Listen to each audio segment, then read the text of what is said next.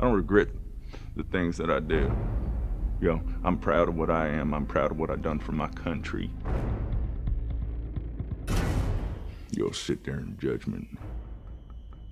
I say to them, you got a problem with me, you say it to my face. So I put up with a lifetime of people trying to cut me down. Right, and if you try it, I swear to God, you better run. 'Cause if I ever catch you up, I swear, I might teach you some manners. Part of what our job is with the X-Men franchise is to figure out which new characters we would introduce. We have all been huge fans of Blob. When I was developing the first X-Men, we had a script that included the Blob. The problem with the Blob is that there is an expense that goes with him. So we never really had the budget to do it. This time we had less mutants with demanding physical powers so that we could involve the Blob. You know, it was tricky because we had to get somebody who would be able to be the most powerful, muscular individual at the beginning of the movie, and then later on when we meet him in the movies, a guy who's eaten himself into the most enormous man. We needed somebody very tall, and Kevin Durant came in. Totally game to put on a fat suit, which by the way weighs a lot. When I first got offered the Blob, I thought that someone was playing a prank on me. I did not think that I was gonna play Fred. And when I really thought about it, I got so excited to get to disappear into this huge, almost bipolar type, you know, all over the place. He could flip on a dime. He could be telling you something really charming and funny and then punch you in the frickin' face. Fred? The tank.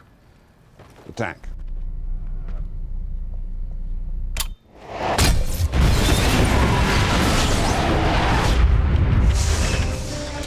When he's the what we call war blob, the pre-boxing fat blob, the guns here are just ginormal, and his chest and his back and his neck are all added on so that he's just an enormous human being when he walks in the room. But the makeup is very good. When we were shooting in Sydney, a lot of the extras came up and go, wow, what did you do to work out to be like that? I wanted a guy who looked like he was this big, tough guy.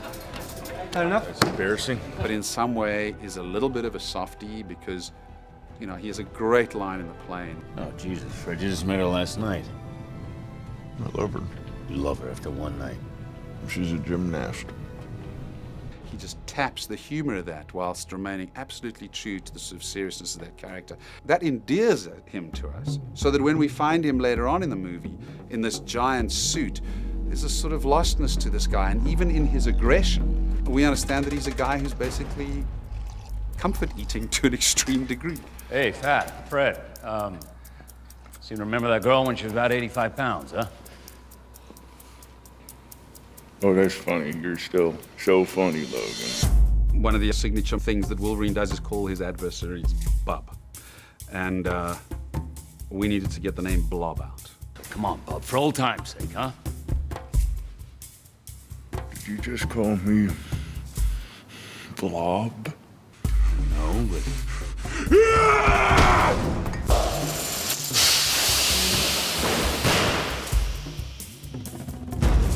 So we're playing with the mythology of having the name Bub, and yet trying to use it in a way that's just tipping the hat to, yes, we know he calls people Bub, but here's how Blob got his name. I told you not to mention his weight. Why'd you call him Blob? I didn't call him Blob, I said Bub. The original sequence we had with Blob was in a supermarket, but we pre-vised it and planned it out, and it just became too big. And so that's when we were thinking about how can we do it another way.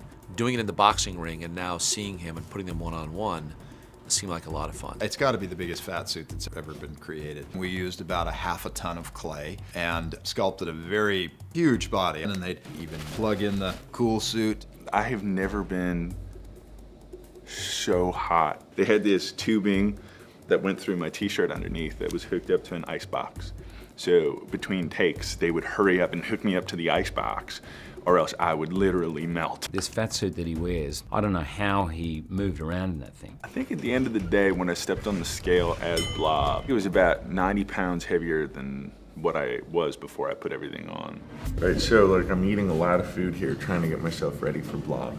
So we're gonna start the process, and you know, come along for the ride and watch me turn into the Blob. We sculpted over Kevin Durant. We created appliances to really fill out Kevin's face.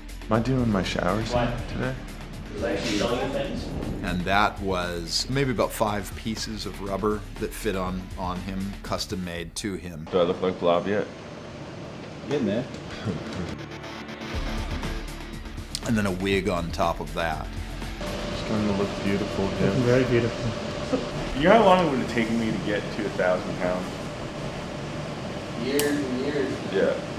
So they would have had to hire me in 2003, 2002. Just eat the whole time. And then you get cut out. Yeah, exactly. It's about a 5-hour total process to get him in the makeup and the bodysuit. Blob is ready.